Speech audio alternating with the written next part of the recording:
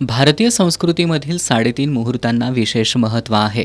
या मुहूर्तावर नवीन वस्तू खरेदीसाठी घराघरांमध्ये नियोजन चाललेलं असतं.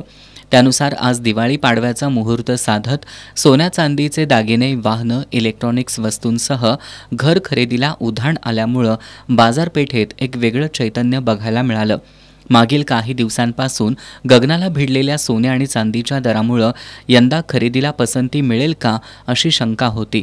पण अनेक ग्राहकांनी आजचा मुहूर्त साधत सोन्या चांदीच्या दागिन्यांची खरेदी केली. गेल्या 3 दिवसांपासून सोन्या चांदीच्या भावात घसरण होत असली तरी पुन्हा दर वाढण्याची शक्यता कोल्हापुरातील सराफ व्यावसायिकांनी व्यक्त केली आहे. सोन्याचा दर पाडव्याच्या दिवशी कमी झालेला आहे आणि त्याच्या हिशोबानं चांगला रिस्पॉन्स, चांगला प्रतिसाद कस्टमरचा मिळत आहे. रेट ऑलमोस्ट 1,31,000चा दर होता आणि तो आता 1,24,500च्या हिशोबानं आज दर झालेला आहे. त्याच्या हिशोबानं कस्टमरचा फ्लो पण चांगला आहे. चांदीचा दर पण चांगलाच खाली आला आहे. 1,55,000चा दर आज 1 किलोला चांदीचा दर झालेला आहे.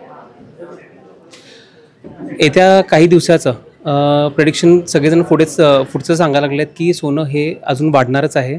त्याच्या हिशोबानं पण लोकांची खरेदी ही काय थांबत नाही. आजच्या दिवशी इलेक्ट्रॉनिक्स उत्पादनांच्या खरेदीला अधिक पसंती दिली जाते.